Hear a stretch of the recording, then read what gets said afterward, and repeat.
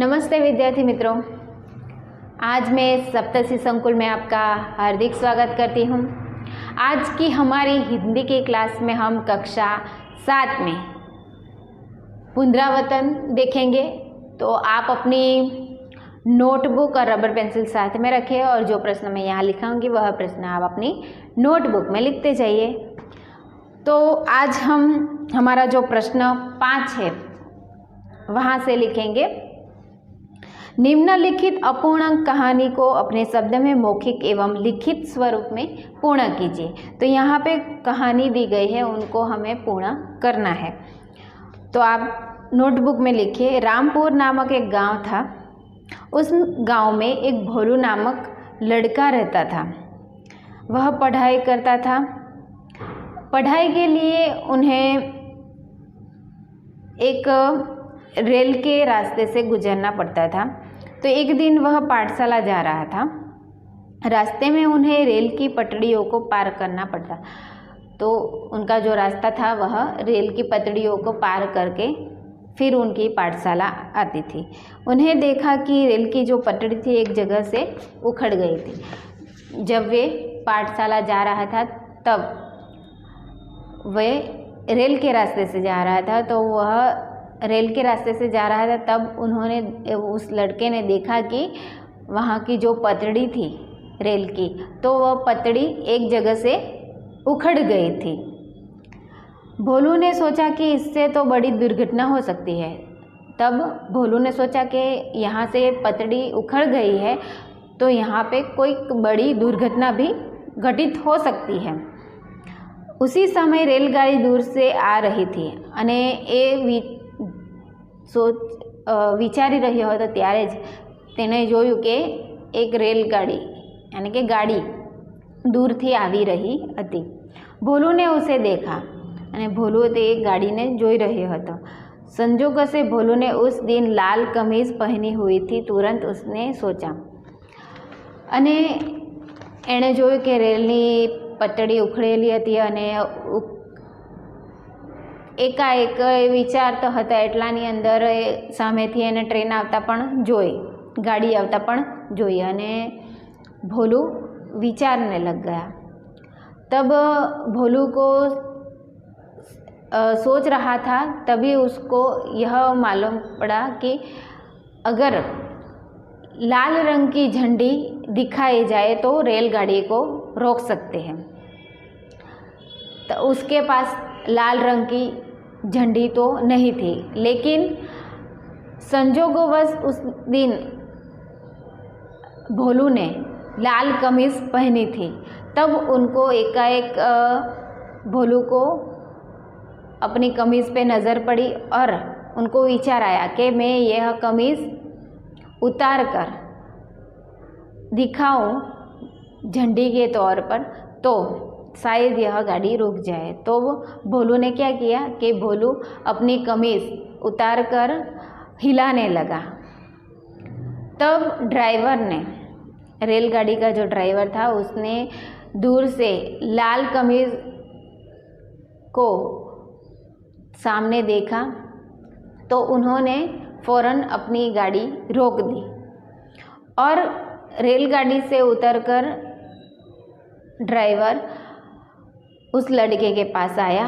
तो उस लड़के ने जहाँ से वह पटड़ी उखड़ी थी वह दिखाई और जो बड़ी दुर्घटना इस ट्रेन के साथ होने वाली थी वह दुर्घटना होने से बच गई और लाखों यात्रियों के प्राण भी बच गए। तब ड्राइवर ने भोलू को इस बहादुरी के लिए शाबाशी दी और सरकार द्वारा भी उनको इनाम मिला।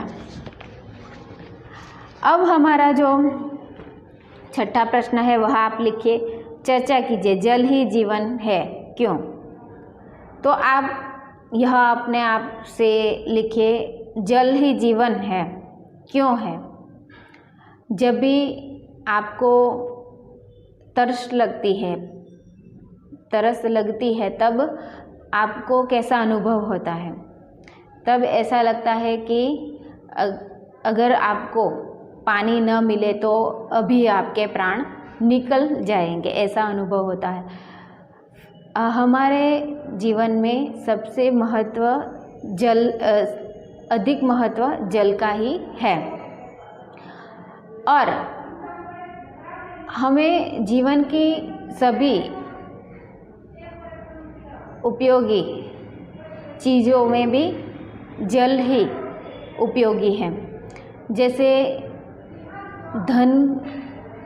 धान पैदावार होती है तो खेतों में जल ही उनको बढ़ावा देता है। बड़े बड़े जिस तरह मनुष्य को जल जीवन देता है उसी तरह वह वनस्पतियों में भी प्राण डालता है। हमें खाना पकाने के लिए, पानी पीने के लिए तो जल उपयोगी ही है, लेकिन खाना बनाने के लिए, कपड़े धोने के लिए, नहाने के लिए, फिर साफ सफाई करने के लिए आदि कार्य के लिए हमें जल आवश्यक है। उसी तरह प्राणियों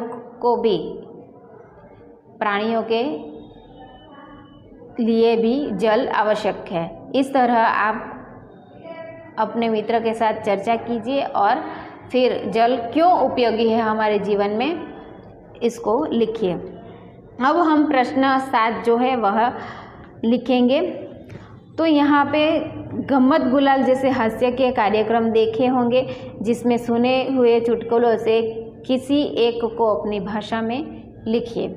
तो आप कोई भी एक चुटकुला जो आपको याद हो तो आप उसको हिंदी भाषा में लिखेंगे। ठीक है, तो ये दोनों आप होमवर्क के तौर पर घर पे प्रश्न 6 और 7 ये दोनों आप लिखेंगे। अब हमारा जो प्रश्न 8 है वह हम लिखेंगे सवाल हमारे जवाब आपकी और हंसी सबकी। दिए गए प्रश्नों के ऐसे जवाब दीजिए कि मुस्कान के मोती बन जाए। तो पहला जो प्रश्न है वह आप लिखिए, सूर्य न निकले तो क्या होगा? उनका उत्तर लिखिए, जो सूर्य नहीं निकले तो बिजली का बिल अधिक आ सकता है।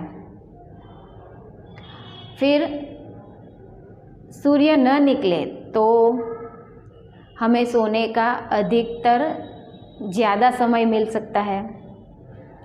दूसरा प्रश्न है, बारिश के बाद बिजली क्यों होती है? उनका उत्तर, बारिश के बाद बिजली इसलिए होती है कि बारिश को भगाने के लिए बिजली गिरती है। अंग्रेजों ने भारत में पहला कदम रखा, फिर क्या किया?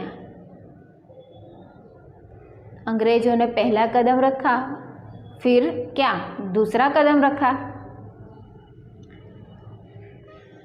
दादाजी के सिर के बाल सफ़ेद और मूंछों के बाल काले क्यों हैं? दादाजी के सिर के बाल सफ़ेद और मूंछों के बाल काले हैं क्योंकि वह उनसे 20 साल बड़े हैं, इसलिए इस तरह आप मुस्कान के मोती के तौर पे यह प्रश्न लिख सकते हैं। अब हमारा जो प्रश्न 9 है वह आप लिखिए। यहाँ पे जो आपको वाक्य दिए गए हैं उनको पहचान कर उनमें उनका काल जो है वह पहचानना है। तो पहला जो है, बाग में कोयल बोलती है। बाग में कोयल आज बोल रही है, तो वह वर्तमान है। आज कोयल बोलती है, वर्तमान काल। अब दूसरा जो है, धारा ने अपना गृह कार्य पूर्ण किया, वह भूतकाल। मैं पूरी लगन से पढ़ूंगा, मैं पूरी लगन से पढ़ूंगा, तो भविष्य काल। मैं पूरी मिट्टी से खुशबू आ रही है, मिट्टी से खुशबू आ रही है, तो वर्तमान काल।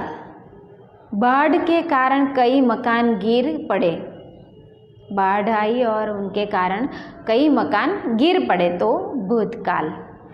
मैं डॉक्टर बनूंगा, तो मैं डॉक्टर बनूंगा यानी कि भविष्य में मैं डॉक्टर बनूंगा, तो यहाँ पे आएगा भविष्यकाल। अब हम लिखेंगे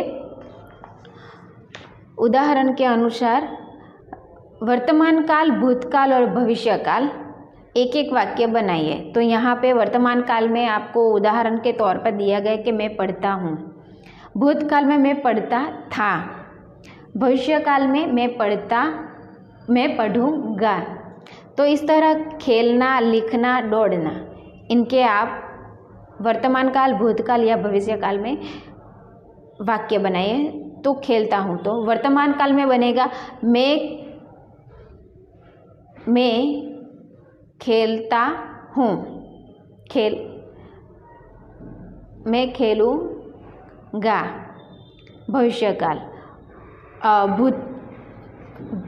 भविष्यकाल और भूतकाल में मैं खेलूँगा और मैं खेलता हूँ।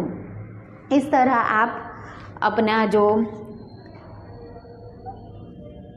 वर्तमान काल, भूतकाल और भविष्यकाल है उनके उदाहरण दिए गए हैं, तो ये शब्द जो दिए हैं तो उदाहरण के तौर पर आप अपने आप से बनाइए। तो हमारा जो पुनरावर्तन 2 है यहाँ पे हमारा ख़त्म होता है। तो आप जितने प्रश्न हैं मैंने लिखाए हैं और आपको होमवर्क के तौर पर घर पे दिए हैं, तो आप सभी प्रश्न अपनी नोटबुक में लिखिए और उनका अभ्यास करिए। तब तक के लिए जय हिंद, जय भारत, अस्तु।